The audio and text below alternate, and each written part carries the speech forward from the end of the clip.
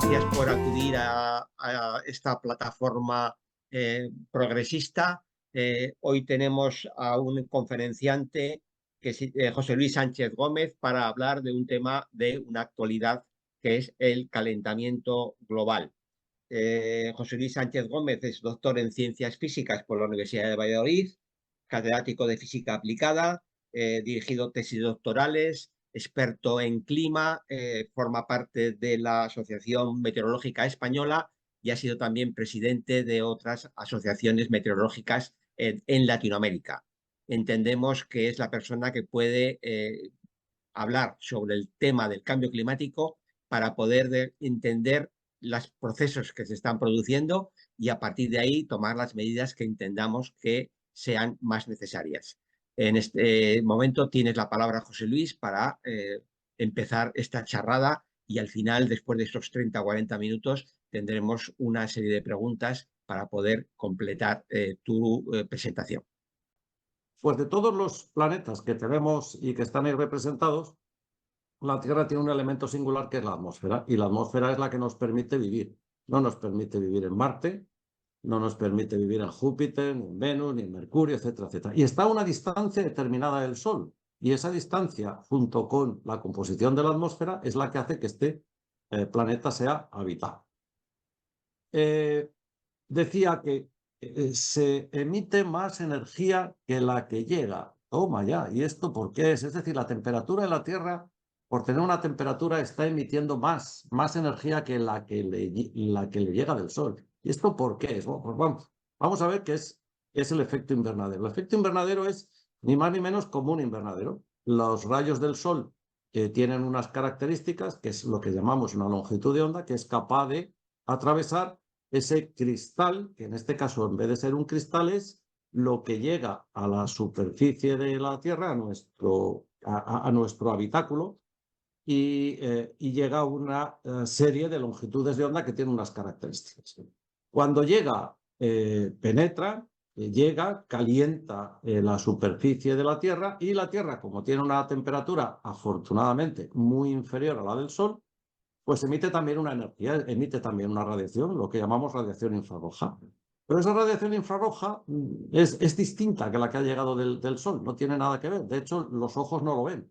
Y por la noche nosotros tenemos una emisión de radiación infrarroja que no es pequeña. De día, por supuesto, también. No tenemos más que comprobar el andar por una playa en verano y veremos que está caliente. O si vamos con los pies descalzos en Zaragoza en verano y cruzamos, yo qué sé, Gran Vía, con los pies descalzos, notaremos que el asfalto está calentito. Eso está emitiendo una radiación. Bueno, pues este es lo que pone aquí. Hay una parte de la radiación que sale al exterior, pero como os fijáis aquí que rebota, es decir, intenta salir mucho, pero no, rebota y vuelve otra vez a la superficie de donde ha salido. Esto lo que hace es un efecto invernadero, y eso es lo que hace que una parte de la radiación quiera salir, pero afortunadamente en sus dimensiones que tiene que tener, pues vuelve otra vez hacia la Tierra. Entonces, si sale, ahora veréis que lo que estaba poniendo en amarillo es lo que llega del Sol, y lo que aparece ahí con unos colores más anaranjados, pues es lo que intenta salir, que son características distintas. Uno es lo que se llama radiación de onda corta, que es la que llega al Sol, y otro radiación de onda baja. ¿Qué elementos y qué hacen estos elementos? Bueno, hay una serie de elementos, y aquí veis una molécula, concretamente lo que aquí he intentado poner es una de CO2, que lo que ocurre es que cuando le llega una determinada radiación, que es, por ejemplo, la que emite la Tierra, se produce una activación de la molécula y es capaz de reemitir una parte de esa radiación que le ha llegado. Por tanto, actúa como una especie de espejo. A mí me llega, pero yo suelto esa parte de la radiación. Y eso lo tenemos en el aire, eso lo tenemos justamente en el aire, y en el aire está puesto, y ahí lo tenemos. Entonces, hay una serie de elementos que tienen esta capacidad. La capacidad que cada elemento tiene se llama potencial de calentamiento, y lo que vienen es a compararse los potenciales de calentamiento de cada uno de los elementos que componen este grupo, es el que está siempre bajo observación, y se compara a todos ellos respecto al CO2. Entonces, por ejemplo, vamos a ver el dióxido de carbono, el CO2, un tiempo de vida. Y aquí es la primera sorpresa. El CO2 emitido, ¿cuánto tiempo activo está? Al menos 50 años. Eso quiere decir que las moléculas de CO2 que nosotros emitimos están en plena forma durante muchos años. Eso quiere decir que si mañana paramos la emisión de CO2, ¿qué tenemos? Va a seguir, o va a seguir en una buena proporción. Bien, esa es la primera sorpresa. Después, vamos a pasar a la segunda, que es otros elementos, el metano. El metano dichoso que se ha puesto ahora también en conocimiento. Siempre se dice que las vacas y cualquier elemento con todas sus flatulencias emiten CH4, que es verdad. Y dice uno, ojo, que el potencial de calentamiento es 56 veces. Por tanto, si yo emito 1 tonelada de metano, es equivalente a emitir 56 toneladas de CO2. No es ninguna tontería. Vamos con el óxido nitroso.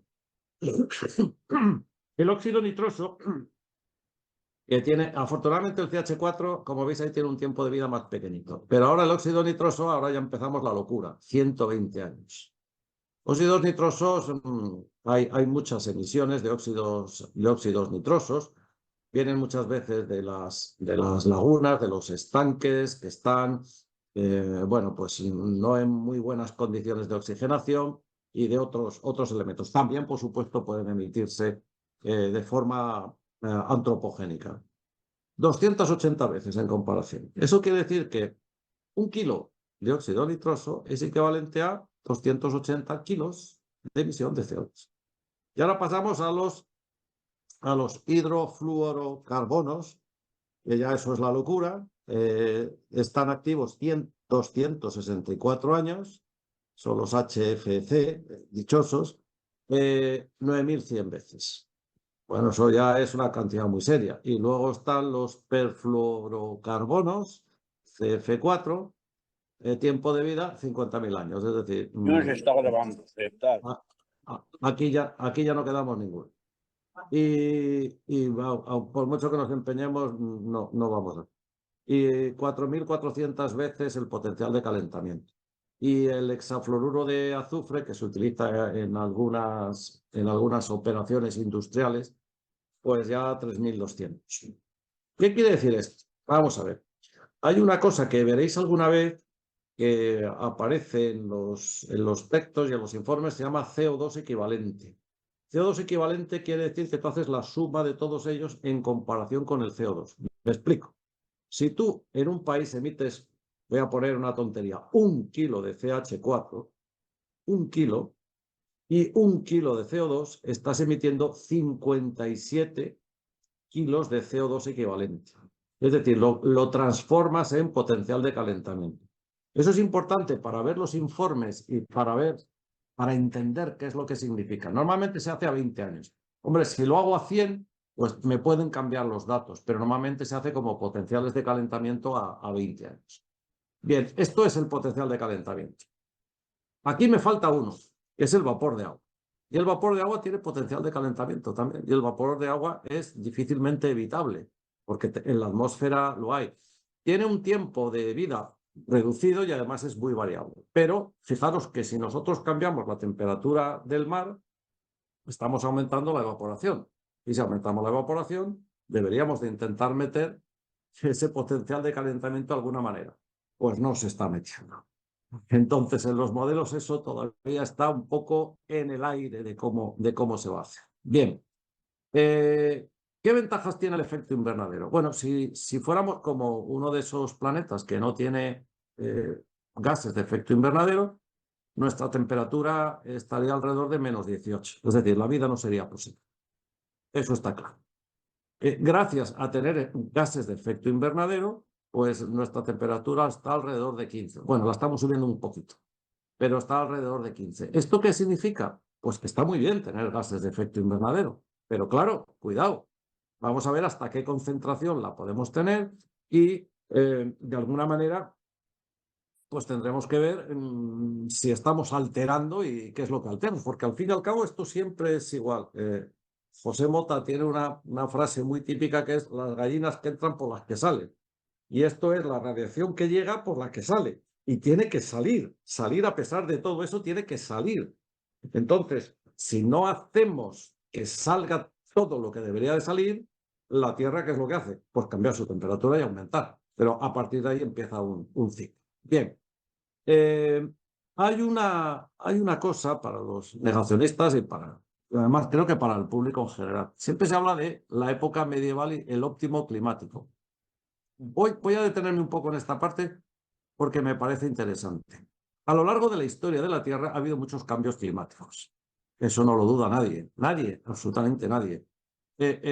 Son debidos a cambios astronómicos, a accidentes que ha habido, como el famoso entrada de aquel meteorito que cambió la faz de la Tierra y que siempre se dice que los dinosaurios desaparecieron, cosa que yo nunca he sabido si era mucho verdad o no, pero bueno, siempre lo citan, no es mi especialidad los dinosaurios, pero me ha parecido interesante siempre, etcétera, etcétera. Y ha habido épocas donde hubo más oxígeno en la Tierra.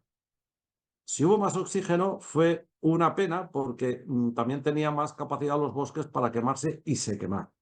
Por tanto, en la Tierra ha habido muchas evoluciones. Vamos a tomar años, vamos a ir tomando pues hace 1000 años, hace 200, hace 1000, hace no sé qué, y ahora vamos a ver que hubo una época del óptimo climático, de la época medieval, donde, hombre, aquello no era precisamente muy óptimo. Y ahora explicaré por qué se ha hablado del óptimo climático y por qué se dice y se dice mal. Luego hubo una época, hacia 1600, 1700, 1800, donde era un frío espantoso, porque empezó a bajar, y luego veis que se produce una subida exponencial. Y esa subida es tremenda, tremenda, tremenda. Eso entra dentro de lo que es el cambio, ¿verdad? Antes, al principio hablaba de la variabilidad, bueno, un poquito aquí, un poquito de cambio, pero claro, desde que ha empezado la época industrial, pues ha pegado un cambio radical. ¿Puede ser debido a un cambio natural? Yo no lo niego. Pero hombre, volvemos a lo de antes. Si sabes lo que tengo en la cesta, te doy un racimo. No sé si demostrarte que es el CO2, pero para mí que sí, ¿verdad? Es decir, yo creo que puede ser el CO2, cosa que no es muy difícil de razonar, pero es muy difícil de comprobar. Cuando se habla del óptimo climático, fijaros lo que pongo ahí, evolución de la temperatura en Europa, en la Europa Atlántica. Entonces, cuando dicen los negacionistas, bueno, es que en el óptimo climático todavía estuvimos a 15,5 y todavía estamos lejos del 15,5, bueno, no muy lejos. Y no fue un desastre. Cuidado, esto no fue global, esto no fue global, esto fue de la zona atlántica y es muy controvertido este tema. Esto es interesante por centrar un poco los temas. Es decir, yo no soy en absoluto catastrofista, ya lo digo por delante. Yo me dedico a la meteorología y si la meteorología me parece que es divertida, pues yo tampoco me voy a poner aquí a echar aquí algo como catastrófico en absoluto, en absoluto, en absoluto. Lo que intento es explicar un poco lo que es el cambio climático. Y hay un hecho que a mí me parece especialmente relevante, que es el periodo que se llama de las Young Dryas, que es así como se conoce, que es el último calentamiento global que se produjo hace 11.500 años, donde no había motores ni este tipo de cosas, y que por causas absolutamente naturales, durante 1.500 años, y tomando nota, 1.500 años, ya no es de hace 100, 1.500 años, se produjo un deshielo bastante masivo. ¿Qué pasó en ese periodo? Pues simplemente que toda la zona que era de Canadá y una buena parte de Estados Unidos empezó a deshelar. Al deshelarse, por la propia pendiente que tiene el terreno, pues el agua podía haber ido al Pacífico, pero el agua simplemente vino para el Atlántico. Entonces, la corriente del Labrador la empezó a desviar y empezó a desviar muchísimo la corriente del Golfo. ¿Qué ocurrió entonces? Que Europa, en pleno calentamiento global, pleno calentamiento global, resulta que empezó a tener una influencia enorme, enorme, enorme de lo que es la corriente del Labrador. Y eso hizo que Europa empezara a tiritar. Los últimos glaciares que hay por los Pirineos, en buena parte, son los residuos que han quedado de aquella época. Y diréis, si no había termómetros, ni nadie nos lo puede contar porque se sabe. Y aquí tenemos que ir a hacer los que se llaman los paleoclimas, que es los climas, hay que buscar algo que nos documente de alguna manera qué es lo que ha ocurrido. Y lo que ha ocurrido es lo siguiente: cuando uno va por la zona de Bolivia, de Argelia, de Túnez, uno ve que hay pinturas rupestres, y las pinturas rupestres son muy fáciles de datar. Como cualquier otra cosa que tiene ya sus centenares de años, es muy fácil datar. Y cuando se ha datado, es decir, cuando se sabe la fecha aproximada en la que se ha producido, lo sorprendente es que empiezan a aparecer animales herbívoros. Claro, encontrarte pues por medio del desierto hay animales herbívoros, pues hombre, como en aquella época no había zoos ni la Ryanair se dedicaba todavía a transportar personas y hacer turismo, está claro que era lo que veía y la gente pintaba lo que veía a mano. Y esa zona era la Asturias que conocemos ahora, el Cantábrico, era todo verde. Y por tanto había animales herbívoros. Y Europa tiritaba de frío y se acabó. ¿Por qué lo digo esto? ¿O cuál es lo que quiero transmitir? Que el calentamiento global hay que entenderlo siempre de forma regional. Y lo que en unas regiones puede ser un calentamiento, en otras puede ser un enfriamiento. Lo que en unas zonas puede ser nefasto, un calentamiento global, en otras zonas puede ser, está bueno. Y esos cambios son unas veces naturales y otras veces parece que son forzados, pues probablemente por la presión de los humanos, sí, porque somos muchos. Porque todos tenemos que comer, pues es que tenemos que comer, claro, todos tenemos que comer. Entonces, pues uno tiene que saber hasta dónde puede llegar y qué es lo que te vas a encontrar. Bien, este es un ejemplo que lo quería poner. ¿Cómo se hace esto? Se hace también de otras maneras. Se hace analizando lo que hemos visto todos en las películas y en los reportajes, el hielo que se toma, etcétera, etcétera. Hay un isótopo que aparece cuando en el periodo interglaciar y cuando el periodo glaciar, estamos ahora en periodo interglaciar, es decir, cuando hace calorcito, vamos a decirlo así. Entonces el mar es pobre en un isótopo que es el oxígeno 18 y en el periodo glacial es al revés. Por tanto, los hielos, las pinturas y muchas más cosas nos pueden permitir determinar esto de aquí. Bueno, bien. ¿Qué sacamos de aquí? Pues ojo al calentamiento global, que nos puede llevar a que haya cambios inesperados. Inesperados. No nos vamos todos a freír, sino que vamos a tener. Entonces, hay cambios, hay variabilidad, hay ciclos. Bueno, sí, hay ciclos, pero en este momento no se ven claros los ciclos. Se ve que hay un cambio absolutamente drástico. Cuando ahora se hace un estudio, antiguamente no había estaciones meteorológicas, por supuesto, en el mar, más que algunas. Los más antiguos recordarán el barco K y el barco no sé qué, que sacaba, que eran muy famosos, porque había estaciones meteorológicas en medio del Atlántico. Ahora estas cosas se miden mucho mejor con satélite. Y aquí vemos, por ejemplo, pues lo que ha pasado en este trimestre en comparación con el 91, con el periodo 1991 a 2020. Se ve un cambio. ¿Dónde están los cambios? Pues en este caso le ha tocado a Centro Europa, le ha tocado a Canadá. Ay, Canadá. Todavía tiene mucho hielo. A ver qué pasa.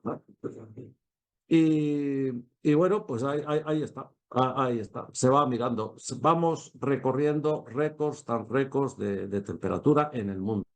Y esto no puede ser evidentemente casual. Ahora vamos a ver qué significa que nosotros hayamos incrementado un grado. Al principio decía, pues los que vivimos en zonas frías, zonas continentales, estamos acostumbrados a unas variaciones tremendas. ¿Y qué pasa si yo aumento la temperatura a un grado o 1,5 grados? ¿Qué significa? Bueno, pues vamos a hacer una cosa muy casera. Si levantamos nuestro gasto, es decir, si cogemos a la calefacción y queremos poner nuestra temperatura termostatada 1,5 grados más, ¿qué vamos a gastar? Pues más de un 10% de combustible más. Ahora voy a ponerlo al revés. Hemos subido a la Tierra 1,5 grados desde la época industrial. ¿Qué hemos hecho? Pues dar más energía. ¿Y qué hace la atmósfera? ¡Uy, qué bien! Lo tengo fenomenal. Me han dado más energía para hacer lo que quiera, porque le hemos dado un cheque en blanco. ¿Y qué es lo que hace? Lo que quiere. Evidentemente, lo que quiere. Entonces, ¿qué es lo que pasa? Que los centros de altas y bajas presiones se están empezando a mover. Y lo que nosotros conocíamos de una determinada manera, pues es lo que está cambiando poco a poco, poco a poco. No es un cambio rápido en comparación con la vida de los humanos, pero sí es un cambio rapidísimo que jamás, y esa es la diferencia, que jamás se había encontrado en la historia de la Tierra. Y eso está perfectamente documentado. Tanto el calentamiento global no se puede de ninguna manera, se puede negar, existe. Si el calentamiento global es debido a una parte natural y a una parte humana, yo siempre digo lo mismo, si sabes lo que tengo en la cesta te doy un racimo, pero es que todos los gases de efecto invernadero están subiendo y no consigo frenarlos. Y encima los que hemos emitido van a estar activos muchos años. Bueno, pues tú sabrás lo que haces, sabremos lo que se hace. Y ahora voy a explicar un poquito desde el punto de vista del clima. Cuando nosotros analizamos una serie de datos, me da igual dónde, con la temperatura, que es lo que he intentado poner aquí, pues aparece una campana de Gauss. Una campana de Gauss quiere decir que hay unos valores que son más probables en torno a un valor central y conforme nos vamos moviendo hacia valores más extremos, la probabilidad de tenerlo es más baja, evidentemente. Todos sabemos que los 40 grados en Zaragoza se alcanzan, pero no todos los días, afortunadamente. Entonces, pues estos son los valores extremos y sabemos que oscilamos en torno a un valor. Ahora, ¿qué pasa con el calentamiento global? Fijaros que estoy hablando de calentamiento, ¿eh? He movido esta campana. Y esta campana de Gauss ahora es distinta. Es distinta. ¿Qué vemos en esta campana de Gauss? Que la he querido poner precisamente para que se vea. Quiere decir que al mover los extremos, lo que antes era más difícil de encontrar, ahora es más fácil. Lo que antes no se encontraba casi nunca, ahora ya empieza a aparecer. ¿Y eso quiere decir que ha desaparecido la nieve? No, es que es más difícil que aparezca la nieve, pero puede aparecer. Mañana puede venir, mañana no va a venir, seguro, con toda seguridad, por cierto, pero puede venir un día de esto, es un Filomena. Pues claro, si no pasa nada. Si es que puede venir perfectamente. Hace 40 años, ayer se celebró el 40 aniversario, que tengo por ahí un vídeo precioso, San Sebastián estaba cubierta de nieve. Bueno, a lo mejor dentro de 20 le llega también un día, pero eso no quiere decir que vaya a producirse con la frecuencia que teníamos antes. Entonces, lo que estamos viendo es, por ejemplo, algo que es muy sensible ahora, que son las danas. Las danas que no son ni más ni menos de un ventilador que aparece a unos 9.000 metros de altura y que empieza a girar, y entonces consigue que todo el aire de la parte de abajo suba hacia arriba. Si ese aire que va subiendo se va enfriando y va acompañado de humedad, en este caso mucha del Mediterráneo, pues evidentemente cuando va subiendo la humedad, con el frío se va condensando y luego precipita. Bueno, pues las danas están aumentando, no hay ninguna duda, no hay ninguna duda, ninguna duda. El número de danas está aumentando. ¿Quiere decir que todas van a ser como las de Valencia? No, no, no, no, eso es un caso extraordinario. Pero eso quiere decir que si antes se producía una dana como la de Valencia hace, ponga una cantidad, 40 años, ahora se van a ir produciendo cada 20. Por tanto, ¿tienes tiempo para aprender? Sí, pero hombre, no lo dejes. No esperes. El tema de las infraestructuras es absolutamente esencial. Absolutamente esencial. Entonces, esos a los extremos a los que yo me refiero. Muy, muy, muy extremos. Pero el número de danas es así. Esto lo tienen las compañías de seguro muy claro. Hay muchísimos estudios hechos y yo creo que están bien hechos y no hay que ser un científico para entender que hay muchos signos que nos están enseñando cuáles son las cosas del calentamiento global. Yo he hecho aquí una lista, bueno, he puesto una lista así por pequeña, ¿no? La primera es el calentamiento es desigual. no afecta igual a unas zonas que otras. No afecta, la precipitación no va a ser igual en el Mediterráneo que la que conocíamos hace 40 años, o la precipitación que están conociendo los países escandinavos, que por cierto les está lloviendo más. No volveremos, yo tengo una frase por ahí, no volveremos a ver el clima hace 40 años, olvídalo, eso no, no hay vuelta atrás.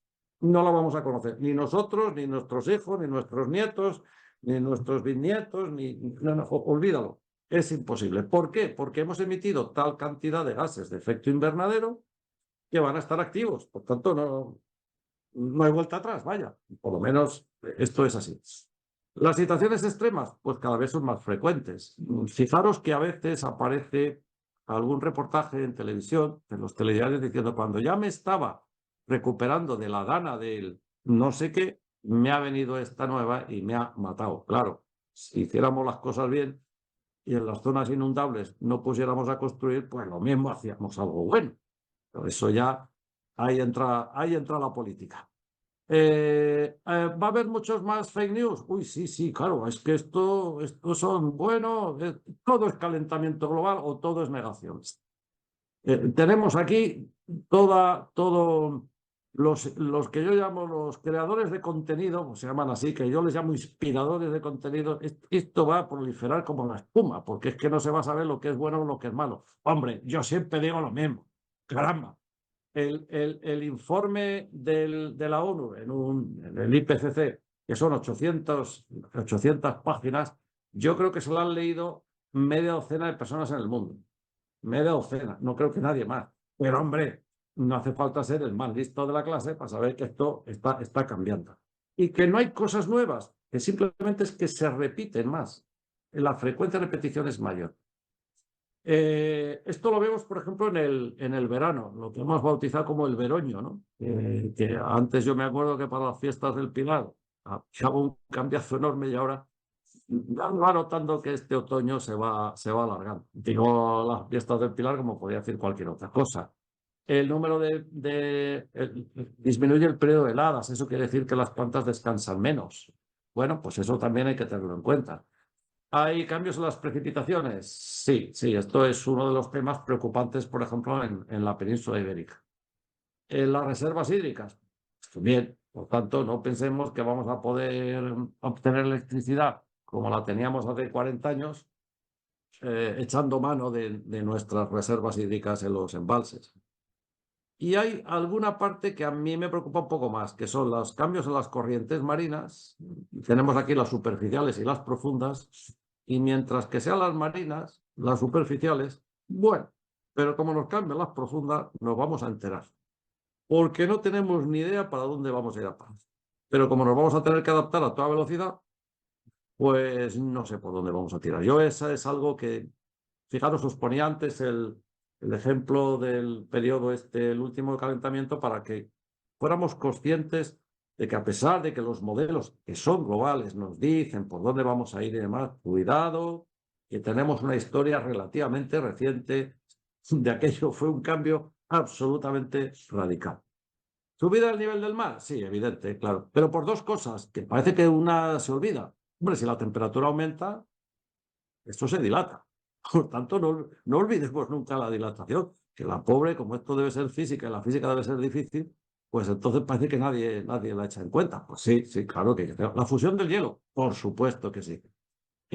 Como está captando más CO2, el mar es más ácido. ¿Qué influencia tendrá? Pues en los ecosistemas. Y luego hay que tener en cuenta que como nuestro planeta tiene mucho mar, pues almacena casi el 90% del calentamiento global. Y eso no es una medida pequeña y un poco desconocida para dónde vamos a ir tirando. Luego, plagas. Plagas, enfermedades, el cambio en los seguros, movimientos de la población. Movimientos de la población puede ser algo que afecte a países como Asia y mucho menos a Europa. Plagas. Hace como un par de años o algo así hicimos un estudio, un conjunto de científicos de Europa sobre un encargo que nos hicieron, que la verdad que me resultó entretenido, que era el ver los cambios en algunos insectos. Y realmente es curioso porque hay un cambio en el tipo de insectos y el tipo de propagador de plagas que parece que están entrando desde África, y no solamente por el transporte y el turismo, sino nadie se queda a vivir en un sitio si ese sitio es inhóspito para un ecosistema, evidentemente. Es decir, una cigüeña no vuelve a África porque aquí haga más frío o menos frío, sino porque ha encontrado un ecosistema que es bueno para ellos. Bueno, pues ya está. Pues esto hay que tenerlo en cuenta. Los cambios son lentos, nunca tan rápidos como la vida de la Tierra. Y esto se puede resumir a lo siguiente. A mí me da miedo el cambio climático. Pues no me da miedo. Me da un poco de miedo la velocidad a la que viene. Y esto es igual que, ¿a ti te dan miedo las balas? Y dice, pues no, a mí no me dan miedo las balas. A mí me dan miedo la velocidad a la que puede venir una bala. Pues esto es muy parecido.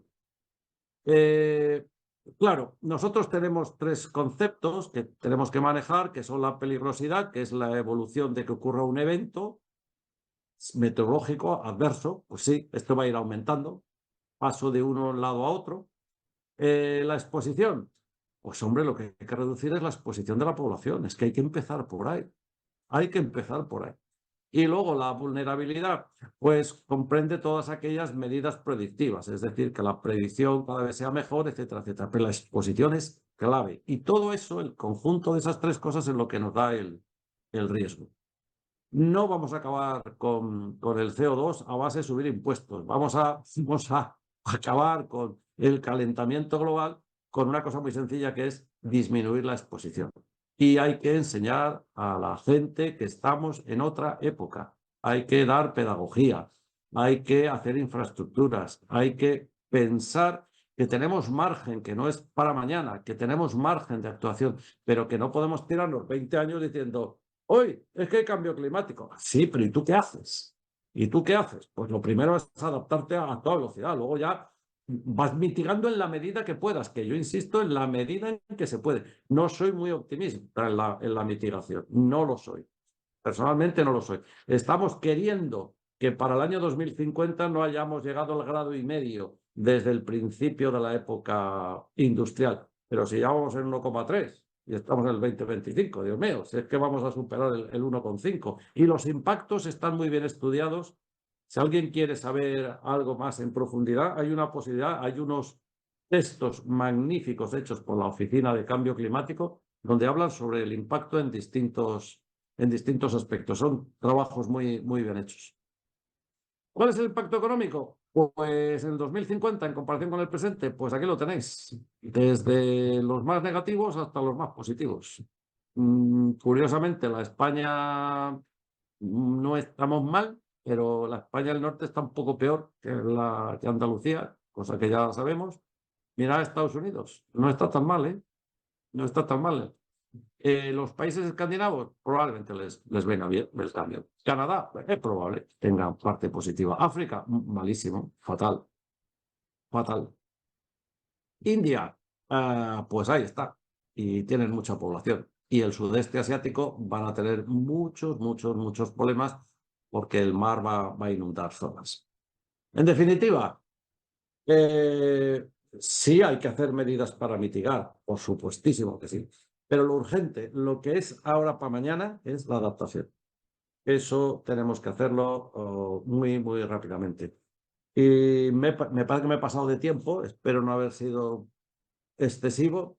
Y, y nada más, esto es lo que tenía aquí preparado. Así que estoy dispuesto a recibir el bombardeo de preguntas que con mucho gusto intentaré contestar si es que sé. Muy bien. Bueno, a mí me han surgido muchas.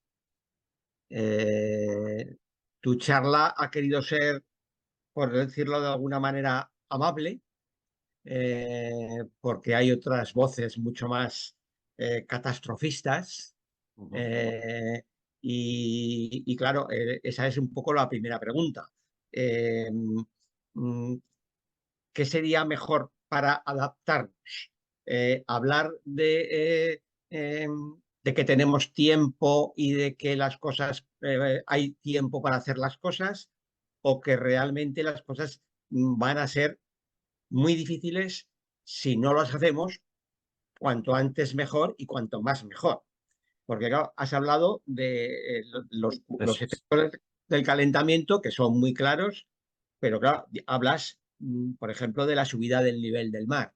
Ujú. Eh, Estamos hablando de medio metro, de un metro, claro, eso dependerá del calentamiento, si es dos y medio, tres, claro, los efectos sobre la población humana serán completamente distintos, con lo cual, aunque algunas zonas, como dices, puedan ir bien, habrá otras muchas que la situación Pues, es bastante catastrófica. de acuerdo, sí. Yo intento no ser catastrofista porque no es una cuestión general. Vamos a ver. Yo no sé muy bien para dónde, con toda claridad. El Jan Dryas nos llevó a un periodo glacial, en pleno periodo interglacial. Yo no sé muy bien para dónde vamos a ir cada una de las partes. Y quien diga que lo sabe, miente como un bellaco. Entonces, lo primero que tenemos que tener en cuenta es que esto va a cambiar, que no podemos estar 20 años sentados mirando a ver qué infraestructura. Es que para hacer un embalse, el promedio creo que son 25 años. Pues hijo, si vas a hacer un embalse hasta que lo decides, hasta que tal, y tardas 25 años te ha venido otra riada. ¿Tenemos tiempo? Sí, tenemos un tiempo, pero no tenemos un tiempo ilimitado, por ejemplo. Es una de las cosas. ¿Tenemos tiempo para que toda la gestión del agua se haga mucho más eficiente? Sí, tenemos tiempo, pero el tiempo empieza mañana, ¿eh? El reloj empieza mañana, ¿eh? No empieza dentro de 20 años, ¿eh? El reloj empieza mañana. Si yo hago una visión catastrofista, la sociedad no lo va a entender, porque mañana va a salir a trabajar y no lo va a entender. Es mejor, o eso intento al menos, decirles, mira, hacia donde vamos es en esta dirección. Tenemos tiempo, pero no para perderlo. No podemos perder el tiempo, tenemos que ganarlo. Tenemos que ganar esta partida. Tenemos que ganar esta partida. No tenemos tiempo para sentarnos y perder el tiempo. No, no, no, no. Es que esto deberíamos de haber empezado hace 20 años. Llevamos 20 años esperando o discutiendo, pero realmente, tú preguntas en la calle, ¿realmente hay cambio climático? Te preguntan, a mí me preguntan, dice, pues nada más que lo veas, hijo mío. ¿Verdad que sí? Pues sí, lo ves. Entonces, no podemos estar todavía con estas historias desde hace 20 años. No. Sabemos que lo hay. Está más claro que el agua. El 95% del planeta tiene calentamiento global. El 95%. Por tanto, estamos calentándolo. Ahora, ¿hacia dónde vamos? A una cosa distinta. Si los fenómenos extremos van a ser más frecuentes, ¿qué es lo que tengo yo que hacer? Pues adaptarme a esa situación. Porque no puedo estar pensando y pensando y pensando en que eso no va a venir. Que sí, que te va a venir, que no va a ser mañana, pero que estás corriendo un riesgo que antes no corrías, sobre todo en zonas de más riesgo. Eso es lo que intento transmitir para no... Y luego, a mí que soy más de la meteorología que del clima, pues a mí me gustan mucho los cambios abruptos, pero eso ya son manías profesionales que uno tiene. Tenía otra pregunta, luego ya pasamos a cualquier Sí. otra persona. Es decir, eh, mm, ¿qué nivel de adaptación tú verías en los distintos niveles de población? Por ejemplo, Ajá. ¿qué le dirías a la ciudadanía? Punto uno. ¿Qué le dirías pues a los poderes municipales? ¿Qué le dirías de alguna manera a los poderes públicos? Es decir, porque claro, evidentemente cuando dices adaptarnos, pero claro, adaptarnos, esto lo oye el Congreso de los Diputados y lo oye pues una asociación de vecinos, lo oye un ciudadano que va a escuchar esta charrada, dice adaptarnos, dice, bueno, ¿y yo qué puedo hacer? Esa sería un poco la pregunta. Yo, Bueno, sí, te entiendo perfectamente. La primero que yo creo que hace muchísima falta es un tema de pedagogía. Hay un tema aquí que es, la estamos viviendo y la hemos vivido en Madrid con una situación extrema donde salió un mensaje que nos saltó en el móvil, que yo aquel día estaba en Madrid, y en la mitad de Madrid no cayó una gota y en la otra mitad cayeron todo lo indecible. ¿Cuántas vidas se salvaron? Yo creo que muchísimas. Pero la mitad de la población creyó que era absurdo y la otra mitad de la población dijo que bien. Bien. Esto es la pedagogía que hay que empezar a hacer. Hemos tenido hace muy poco, y pedagogía hablo de otras cosas, yo es que para mí es que es lo esencial, porque esto es Ya. para mañana, esto es para mañana, esto no es para dentro de 20 años, esto es para mañana, cosas que hay que hacer. Otra de las cosas, la Dana. Ha caído la Dana, ha hecho un daño espantoso y esa Dana se movía hacia Tarragona. A las 10 de la mañana dan un aviso de que está llegando la Dana a Tarragona. ¿Qué hicieron? Los padres cogen el coche para ir a buscar a los niños al colegio. Tío, que te vas a montar en el coche y te va a arrastrar a ti y a tu hijo. Pero tú sabes el riesgo que corres. Tú sabes el riesgo que corres. Eso no se puede hacer. Es que no se puede hacer. Esto es como decir, en medio de una tormenta salgo y me pongo con el dedo levantado a ver si me cae un rayo. Pues es que lo mismo te cae. Diablos. Es que eso hay que tenerlo. Entonces, lo primero de lo primero de lo primero es que la gente tiene que saber lo que tiene que hacer en caso de que venga una situación extrema. El otro día había un vídeo que me resultaba fantástico y un bombero explicaba cómo hay que salir de un coche cuando, cuando tu coche es arrastrado por el agua. Te tienes que atar tu muñeca al cinturón de seguridad, subir arriba, de ninguna manera puedes perder Es decir, una serie de cosas que desconocemos. Y después, cuando se ve una alarma, que no la tiene que dar a EMET, que los pobres de EMET bastante hacen con decir que en las situaciones roja, amarilla o naranja, que no, que la gente tampoco tiene por qué estar encima de la web para mirar si es rojo, verde, amarillo o naranja, caramba, que usted no lo tiene que ver, tiene que ser otro. Ese otro sistema está sin acabar de montar, lo hemos visto, pero es que mañana se repetirá igual. Me da igual que sea Valencia, que queda igual que es que da igual. Entonces, tenemos que acostumbrarnos a recibir información meteorológica y que no nos escandalicemos. Y que si mañana cae una nevada, no estemos exigiendo que me quiten la nevada ya, mientras que está nevando. Espera que acabe la nevada y luego que la quite, que quiten la nieve. Pero no tengan 7 días ahí tirado porque no puedo salir porque no hay una máquina que quita nieve. Es decir, hay muchas cosas pequeñitas que hay que adaptarse. El agua, pues yo creo que ahora somos todos más conscientes que el agua no se puede tirar. Pero el agua todavía sigue saliendo por muchos lugares porque están mal las infraestructuras. Es decir, hay muchas cosas pequeñas, pero luego tienes otras y dices, el coche tiene que ser eléctrico. Y dices, ¿y cuánto cuesta? ¿Y cuánto cuesta el coche? ¿Y alguien ha echado cuentas de cuál es el impacto de un coche eléctrico? Porque a ver si va a ser igual que el coche que emite CO2, porque es que tiene sus impactos también. Es decir, hay cosas de pedagogía que hay que tenerlas muy, muy, muy claras y ahí tiene que entrar la administración. Y luego, hombre, a mí me daba mucha pena ver que se habían hecho construcciones modernas en sitios al lado de un barranco que sabes perfectamente que se va a inundar, que va a venir. ¿Cómo puedes dar una licencia de construcción ahí? Hombre, es que eso no lo puedes hacer de ninguna manera. Es decir, hay cosas que son para hoy, que tenían que ser para ayer. Hay cosas que no podemos perder el tiempo y hay cosas donde tienes que prever que esto durante los próximos años los vas a ver más y más y más y más. Y eso tienen que ser las autoridades locales, las regionales, las del Estado, las de Europa. Todo esto lo tiene que tener en la cabeza. Y lo tiene que tener sin política, por Dios. Que no me metan la política, que me dejen tranquilo. Que cada vez que se mete la política,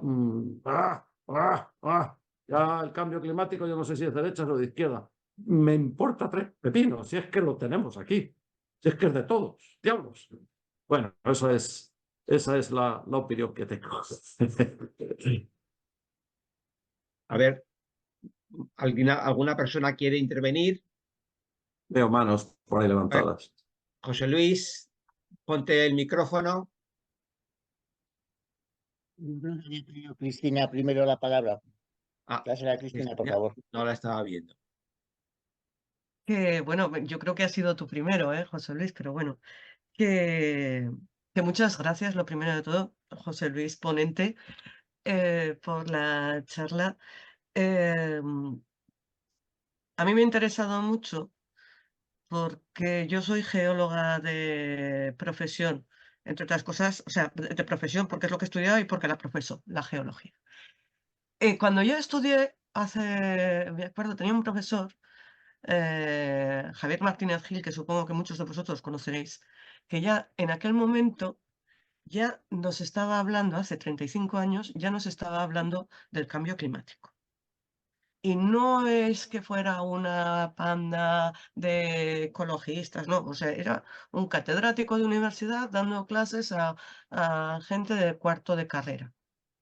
Y ya se estaba hablando hace 35 años. ¿Quiere esto decir que no nos ha pillado de sorpresa? Lo sabíamos hacía tiempo, lo sabíamos y ahora se está hablando. Se está hablando porque ya lo tenemos encima, porque es que nos hemos no hemos hecho nada, no hemos mitigado.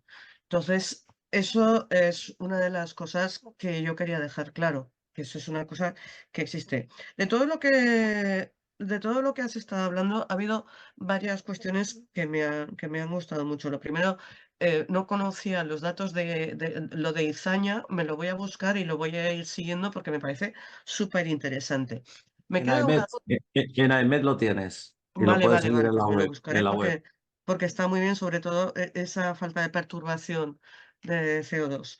Me queda una duda, cuando estamos hablando de cambio climático, bueno, aparte de lo que has comentado del CO2, de la nueva emisión del CO2, de todo el mercadeo que se está haciendo, tanto a escala internacional como a escala local del CO2 o todo lo que es el greenwashing, las empresas eh, que son ecosostenibles, por ejemplo. Aquí en Zaragoza, no sé, bueno, nos estamos bebiendo, cuando no queremos beber alcohol, nos estamos bebiendo una cerveza ámbar, y yo soy muy de ámbar, ojo, 0, 0, 0. Cero alcohol, cero azúcar y cero emisiones de CO2 por compensación. Por compensación. ¿Eh? Estamos haciendo un bosque de los zaragozanos, o sea, estamos talando árboles sin conocimiento, pero luego ponemos unos arbolitos muchas de las veces sin mucho mantenimiento, ni casi ni siquiera tener en cuenta las especies. Ahora se decía en la Cartuja que se están poniendo especies invasoras para lo que es un corredor que se quiere hacer de las Cartujas hasta el Ebro, pero estamos talando y estamos además en el centro de las ciudades evitando los árboles, que eso también es a lo que iba, que me lío, es a lo que iba. Y es que estamos potenciando también unas reflexiones de esa energía, como has comentado al principio, a través de un urbanismo súper duro, con muy poca, con la eliminación de las zonas verdes en el centro de las ciudades, donde es inhóspito en pleno verano el convivir, el pasear por ahí con soleras de granito que te pueden alcanzar perfectamente los 55 grados. La Plaza del Pilar. La Plaza del Pilar, la Plaza Santa Engracia, todas las plazas nuevas que están haciendo. Cada vez que dicen que van a renovar algo, yo me echo a temblar. Entonces también quería preguntarte, pues eso, ¿no? ¿Cómo afecta el neurbanismo de las ciudades? A escala global, bueno, perdonad, que es que yo me lío y ya yo a escala global, has estado hablando de una cosa muy interesante y es todo el aporte de agua dulce del deshielo a las masas oceánicas. Eso tú estás comentando que aumenta la acidez del océano, pero también me interesa saber, a lo mejor ya igual me estoy pasando, todos los cambios que se pueden producir en cuanto a densidad, en cuanto a salinidad, Oh, cómo eso puede afectar sí, también sí, a esas convecciones que puede haber todo. con las corrientes profundas, en cuanto a también oxígeno y tal. Sí. Y bueno, y poco más, porque si no me lo llevo todo, ¿no? Voy, Simplemente voy- decir voy a que empezar eso, por que, el que final. el tiempo es lo que es. Venga, Voy a intentar gracias. empezar por el final. El agua del mar es un refugio, vamos a decirlo así, sin emplear que se entienda la palabra. Es un lugar donde se almacena una cantidad de CO2 importante. Se ha almacenado y se sigue almacenando. Si nosotros lo que hacemos es aumentar la cantidad de CO2 que tiene el aire, y el aire, evidentemente, en contacto con el mar, va a ir recogiendo una parte del CO2, estamos produciendo una acidificación. Si enviamos más agua dulce al mar, estamos cambiando la salinidad. probablemente primero se note a escala muy local y luego a escala más global. Eso quiere decir que cambiarán los ecosistemas. Tenemos un ejemplo muy claro que es la corriente del Niño. Cuando cambia la circulación del mar, automáticamente todos los ecosistemas cambian, cambia la meteorología, viene otro tipo de situaciones, las zonas que tenían agua de lluvia de forma natural empiezan a tener sequías, etcétera, etcétera. Esos cambios están ahí, están ahí. ¿Cuál es el problema que puede venir? El problema que puede venir es en las aguas superficiales que peguen un cambiazo como nos pasó hace 11.000 años. Eso sería muy serio. Pero muchísimo más serio puede ser las aguas profundas. ¿Qué está pasando con las aguas profundas? Ni idea. Como están tan profundas, pues está estudiando poco. Entonces, se tiene muy poca idea de lo que está pasando con las aguas profundas. No se tiene ni idea. Yo siempre digo lo mismo, porque espero vivir unos cuantos años, pero ya no voy a vivir 100 más. Esto está claro, y tampoco me apetece vivir 100 más, porque ya estaría en unas condiciones penosas y lamentables. Pero si yo viviera 100 años más, lo que vería probablemente es un clima que no se parece absolutamente en nada a lo que conocemos, porque el que va a cambiar es el mar. Por eso yo digo esto. Todo mientras que sea la atmósfera, un poquito más de CO2, un poquito más de calentamiento, un poco más, todavía nos podemos hablar. Pero como cambian las corrientes del mar, ay Dios mío, que ya no tenemos ni idea lo que puede ocurrir. Y ahí sí que será un cambio muy brusco y brutal. Que suba el mar medio metro, hombre, va a tardar mucho, va a tardar mucho. Mientras, ¿qué va a ocurrir? Pues que el número de galernas y el número de temporales va a aumentar. Pues a mí, yo no estoy preocupado con lo que ocurra dentro de 50 años, estoy preocupado con lo que viene mañana. Y es que mañana voy a tener una galerna con más probabilidad que la que tenía antes. Y eso me va a producir un daño. Y un daño cuantificable. Eso es evidente. En cuanto al urbanismo, pues yo coincido contigo. Estamos cambiando una cosa que se llama albedo y entonces estamos haciéndolo todo al revés. Entonces, el albedo consiste simplemente en que una parte de la radiación llega al suelo, se refleja y se va. Si quitamos esa parte de albedo, es decir, si quitamos nieve, si quitamos hielo, pues llegará a lo mismo, pero saldrá menos. Si en la parte urbana cada vez quitamos más verde y ponemos más losetas, que no sé por qué, a mí me parece que en algunos sitios, a mí me parece que hasta estéticamente o paisajísticamente, a mí me parece feo con lo agradable que es estar a la sombra. Acordaros que hace años hacían las carreteras con arbolitos a los lados, precisamente para que al moverse no hiciera tanto calor. Pues a mí también me lo parece, pero luego sí estamos preocupadísimos por el coche. Bueno, sí, el coche, hombre, el coche lo que emite son muchos gases, el CO2 es uno, lo que emite es NOx y no es precisamente muy bueno para la salud. Y ese es para la salud, ya no es para el clima, es para la salud. Y todas la cadena de contaminantes que tenemos. Espero haberte contestado en una parte, porque has dicho muchas y por lo menos estas dos me he quedado con ellas, Cristina. Muy bien. José Luis. Bueno, en primer lugar, José Luis, agradecerte dos cosas que tienes, que es la claridad a la vez que expones realmente las causas profundas de lo que está ocurriendo. Y también el agradecerte el mensaje, porque al final yo creo que el resumen que nos has dicho es no volverán aquellos tiempos y por tanto adaptarnos en lo que podamos. Y en ese sentido van a ir mis dos o tres preguntas. La primera, pues por formación profesional, el tema de inundaciones y cosas de ese tipo lo sigo mucho. Entonces hay un dato que yo creo que es importante, que es que el 14% de la población vive en zonas inundables. Lo hemos visto, desgraciadamente, ahora mismo en Valencia. Y claro, eso significaría que tendríamos que hacer lo que hablabas tú de infraestructura, es decir, tendríamos que cambiar a esa población de sitios, sus viviendas.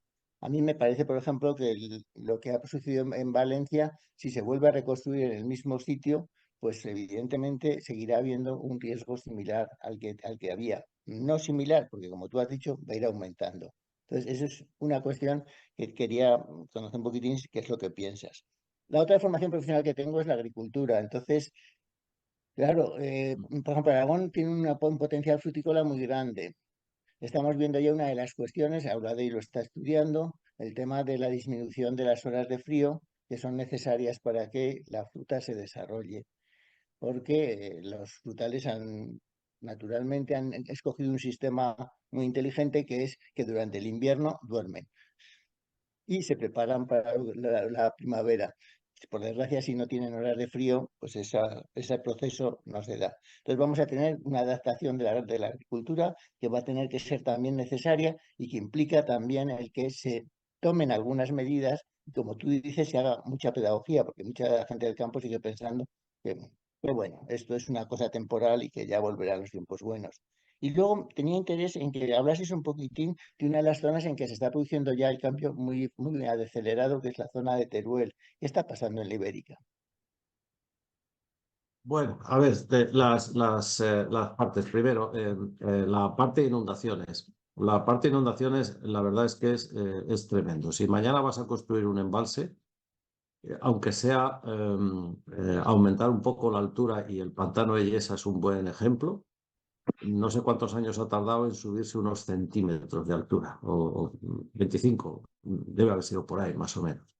¿Cuánto tiempo se tarda en hacer una presa con todos los problemas que hay, todas las historias y tal? 25 años. Eso no puede ser.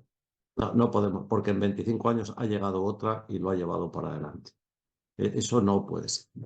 No, no es que vaya a ocurrir otra situación tan dramática mañana, pero sí va a ocurrir dentro de un tiempo. Si vuelve a ocurrir, va a pasar lo mismo. Segundo, lo de las zonas inundables. A mí es que cada vez que veía las imágenes en televisión de Valencia y veía construcciones nuevas, donde supongo que estarán pagando todavía la hipoteca y que se han quedado sin casa, es que te subleva, te subleva. Y dices, pero ¿cómo diablos se ha podido construir al lado y les han dado licencia de obras? Es que no me entra en la cabeza, no me entra en la cabeza. O por lo menos, que yo no sé si eso será, no tengo ni idea, ¿eh? Pero yo supongo que un notario debe de poner, o debería de poner en la escritura, se hace mención a que usted está comprando una casa en una zona inundable. Usted es muy libre de comprarla. Usted ya sabe lo que le puede venir. Y no le va a ocurrir dentro de 25 años, le va a ocurrir dentro de menos. Por lo tanto, lo va a ver. Lo segundo, la adaptación. La adaptación. La adaptación en la agricultura es el lugar específico. Tú no puedes estar pensando que vas a utilizar el mismo tipo de simiente que utilizabas hace 20 años. Mira, no, porque es que va a haber menos agua, va a haber más calor y va a haber menos frío. Entonces, el tipo de árbol, el tipo de cultivo, el tipo de... Es que no va a ser igual. Eso es pedagogía. Luego, no lo quieres seguir. ¡Ah! Eso es cosa tuya. Pero tú tienes que ser consciente. Por eso yo digo que el tema principal en este momento es pedagogía, enterar, convencer a la gente, o por lo menos explicarle los riesgos que tiene, y que, insisto, no es para mañana. Pero como no es para mañana, no puedes esperar no puedes hacer lo de la cigarra, esperar al último momento. Eso está claro. Y luego, pues, más cosas que podríamos hablar, pero yo eso sí que me gustaría dejarlo clarísimo. Me parece que he dejado algo sin contestar, José Luis, que no me acuerdo. Esas dos cosas seguro. La tercera no me acuerdo, creo que había una... En la Ibérica, Teruel. Ah, en la Ibérica. Pues en la Ibérica supongo que estará pasando, y digo supongo que no lo he estudiado, lo mismo que está pasando en otras muchas zonas. La Ibérica tiene la Ibérica tiene un problema, que es el siguiente. Todas las cadenas montañosas que tú ves en la península ibérica siguen normalmente una orientación de este a oeste. Menos la Ibérica, que está torcida, está inclinada. ¿Eso qué significa? Que si los vientos están cambiando la dirección, ahora los vientos van a predominar de otra dirección distinta. Entonces, se va a producir una especie de efecto Foehn. El efecto Foehn no es ni más ni menos que, eso lo vemos, por ejemplo, aquí en la Cantábrica, en León, que es donde vivo, se ve muy bien. Cuando tenemos viento del norte, que no es muy fuerte, consigue levantar, que esto es un tema de energía cinética, cuando hay un viento suficiente como para poder levantar la masa de aire, energía cinética, porque tiene que vencer la altura, es decir, ganar energía potencial, luego vuelve a bajar y baja más seco. Eso es lo que conocemos todos como efecto Foehn. El efecto Foehn brutal que están teniendo ahora en California, en Estados Unidos, donde hay un viento que llega completamente seco cuando baja la cordillera. Bueno, pues ese efecto, efectivamente, si los vientos están cambiando, los efectos que aparecen donde antes no aparecían, lo que van a hacer es ser más secos. Más secos, ni más ni menos, más secos. Punto. No hay más. ¿Quieres adaptarte? Te adaptas. ¿El tipo de cultivo que puedes meter? Pues es otro. Chico, es que esto siempre ha sido así. El hombre se ha adaptado y la transhumancia empezó pues porque tenías que ir de un sitio para otro. Pero tienes que ser consciente de ello.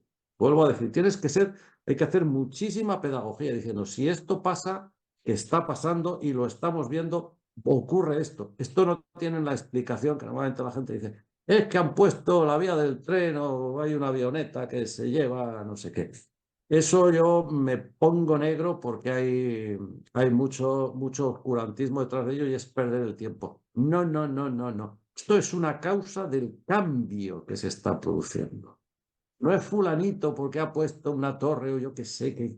No, no, no, no, no. Esto no es un asunto de que nadie esté cambiando localmente. No se puede cambiar localmente. Se producen cambios a escala global y en una escala más pequeña, que es una escala regional, se producen cambios diferentes. Es lo que tiene que entrar en la cabeza de la gente. Bueno, espero ahora ya haberte contestado. ¿Alguna persona más Sí. quiere intervenir? No veo. Sí, Bien, a mí. también. Tienes muteado, que se dice ahora. Vale, Ahora, habla. Hola. Por favor. ahora bien. Hola, soy fan. Muchas gracias por esta conferencia. La verdad, pues nos has ilustrado muchos asuntos y demás. Pero nos queda a mí una cuestión de que lo que hagamos nosotros los ciudadanos de lo de separar las basuras, todo esto, lo de reciclar y todo esto, tiene un porcentaje alto de beneficio, es algo como parche pequeño. Esta es una. Y la segunda, mi observación, fíjate que nosotros aquí los que estamos somos todos mayorcitos. Acabo de estar en una conferencia que Teo también ha estado y estamos todos mayores. Los mayores estamos en muchas cosas y sobre todo si tenemos una tendencia, no diría yo ideológica, porque la verdad no lo tengo, pero sí de pensamiento un poco más abierto, más progresista. O sea. Pero el problema es que las mentes que piensan de otra forma totalmente no racional, están las que están ganando en el mundo. O sea, hoy en día estamos viendo la política como gira de verdad. Yo hay dos cosas que me dan miedo. Lo escribí ayer en mi cuaderno que escribo a diario. Digo, hay dos cosas. El cambio climático, porque realmente yo estoy convencidísimo de lo que acabas de decir. La segunda, que es mucho más grave, es el auge de unos movimientos suicidas con el medio ambiente, con la tierra, con la sociedad, con la política.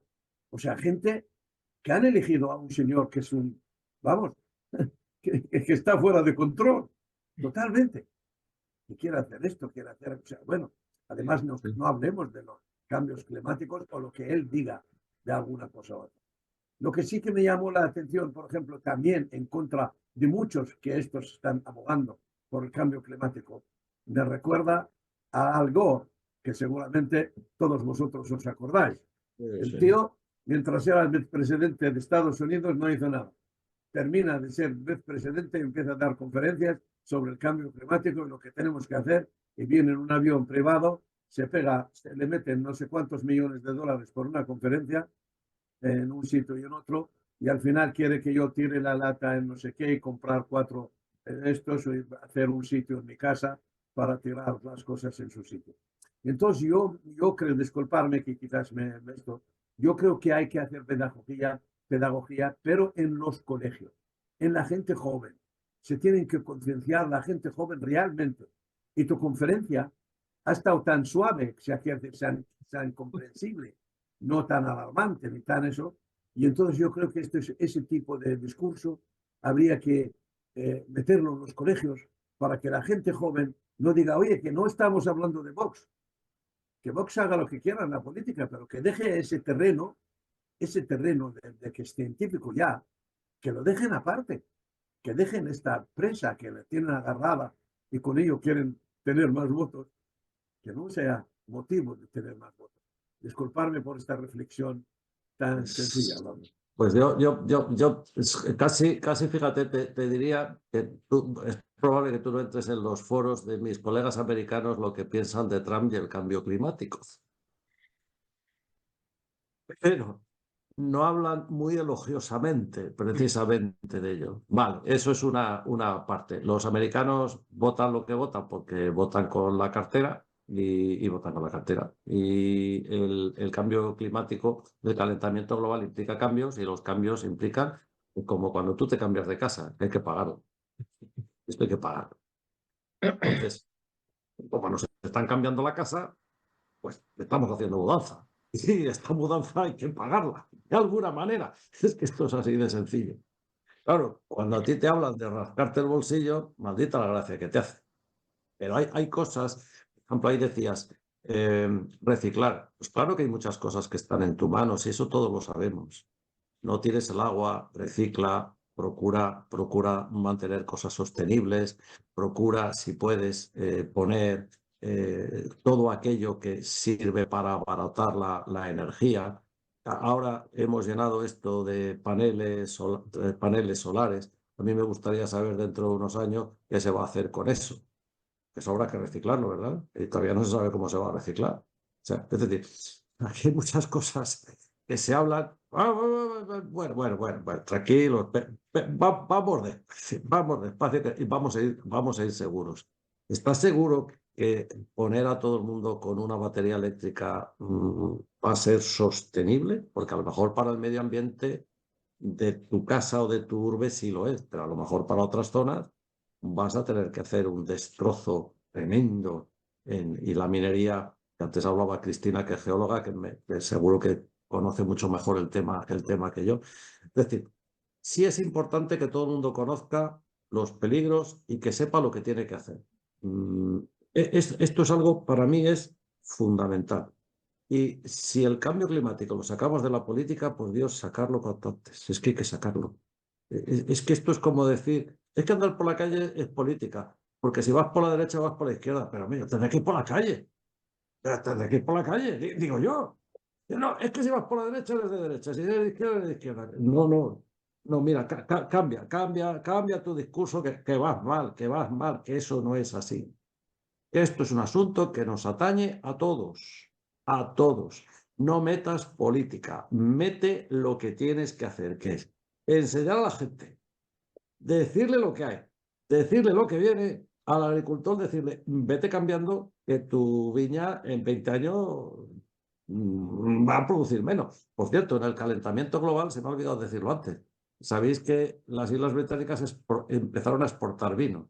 Y yo me imagino que este asunto de beber, yo creo que ya por entonces lo tenían. No sé si tenían la happy hour, esa dichosa, pero no venían a beber a Mallorca o a Benidorm, sino que ya tenían el vino allí, en las viñas, por ejemplo. Es decir, cosas de este tipo, ¿no? Es decir, nosotros tenemos que ser conscientes de lo que hay.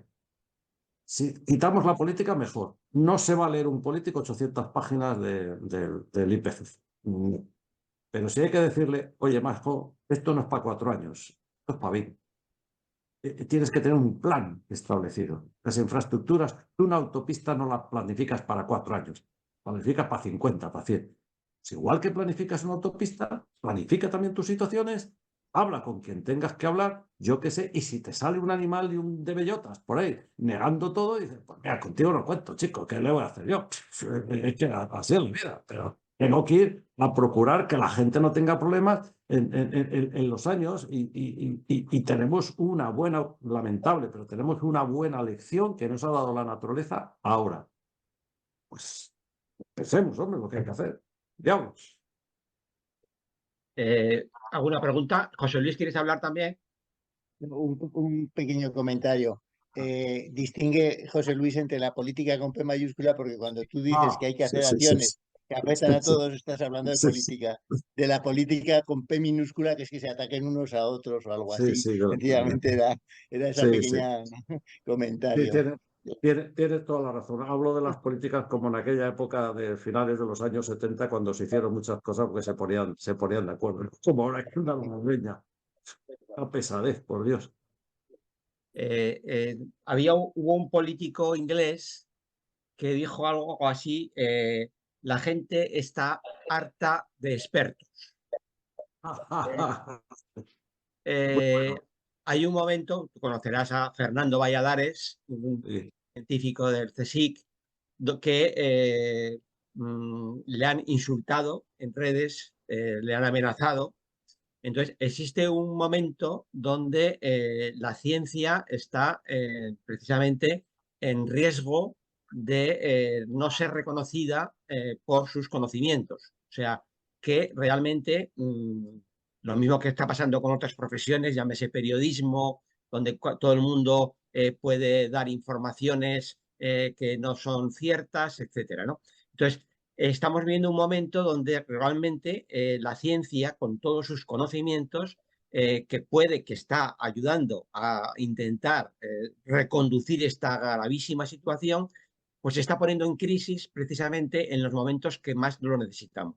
¿Cómo ves esta situación de desprecio del conocimiento? Pues mira, a ver, si vosotros entráis en las redes, yo soy objeto de, bueno, no sé por qué se han empeñado en mi madre, pero podrían haberse empeñado en otros, ¿no? Que hace ciertas cosas, o mi madre era de moral dudosa. O yo estoy en contra de los que dicen que las estelas, que no tienen ni pies ni cabeza.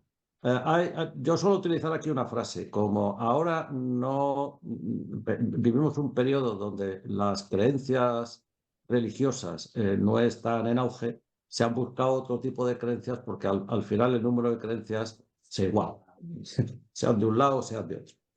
Pues ahora buscamos la creencia de que este se quita las nubes, el otro nos las da, el otro se las lleva, y la gente lo piensa, realmente es que lo piensa, están absolutamente convencidos. Esto era lo que antes yo llamaba de las fake news. A mí también me dijo un amigo hace bastante tiempo, una persona a la que yo admiro mucho, me dijo, José Luis, en la ciencia no triunfas hasta que no tienes enemigos. Bueno, pues es que yo que soy del Atleti de Madrid, pues estoy dispuesto ya a cualquier cosa, porque yo pues, vivo muy tranquilo, soy del Atleti, ya sé que hay cosas que van a salir bien, que van a salir mal, no estamos acostumbrados a ganar, tampoco lo esperamos siempre. Yo creo que hay que tener un poco de espíritu deportivo. Que los políticos no les gusten los científicos es normal, porque como no dependemos de ellos y decimos lo que encontramos, eso es completamente normal. Entonces, hay muchos políticos con P minúscula, para que José Luis no me eche una regañada con toda la razón, por cierto. Pues es verdad. Pero precisamente lo que a mí me gustaría siempre transmitir es, por favor, no me metas ninguna ideología política, mete lo que hay, escucha y toma tus decisiones en consenso pensando no en las próximas elecciones, en que la gente va a seguir viviendo 20 años y probablemente tú también. Luego, si tú vas a querer seguir dentro de 20 años, quieres vivir, hombre, procura que sea en un mundo agradable. Eso es lo que yo haría. Pero vamos, el hecho de que los científicos no seamos del todo agradables a algunos políticos, puede ser, entra dentro de lo normal. Ya te digo, yo soy del Atlético de Madrid. Pues esto hay que tener espíritu deportivo. No me refería a los políticos, sino me refería a la ciudadanía. Es decir, Bueno, la que ciudadanía menos, realmente menos yo creo. No, hay de todo, como en todo en la vida hay de todo, porque esto es una sociedad plural y hay gente, pues hay energúmenos, hay de un lado y de otro, yo qué sé. Bueno, pues es lo que hay, es lo que hay. Yo lo miro yo qué sé, como las vacas al tren, chicos, es que, bueno, pues es lo que hay. Vale, pues muy bien, te voy a contar. ¿Que no quieres saber la verdad? Pues yo absolutamente no la tengo, pero cuando juntas mucha gente que toda la ciencia, casi toda la ciencia está pensando igual, pues hay calentamiento global, no lo puedes evitar. ¿Para dónde vamos? Pues a un sitio distinto. ya ni discuto para un sitio distinto. Si vas a ser distinto, pues mira, adáptate, piensa que va a ser distinto y que te tienes que organizar. Por lo menos bien. eso, hombre, por lo menos eso. Muy bien. Muchas gracias, José Luis, por esta charla tan entretenida y tan interesante, por darnos un poco de esperanza dentro de las malas noticias y en todo caso seguiremos intentando hacer pedagogía, que es una de las cosas que tú has comentado que me parece más importante y que es una de las cosas que podemos intentar mejorar para que las personas puedan reaccionar mejor ante las situaciones que se van a ir produciendo con estos cambios que se van a estar dando continuamente. Muchas gracias a vosotros, muchas gracias a vosotros, ha sido un placer y hasta cuando queráis. Encantado siempre, ya sabéis que siempre que me llama alguien de Zaragoza o de Aragón, voy encantado. Muy bien. Bueno, pues muchas gracias. Muchas gracias, José Luis. Adiós a todos, espero volver.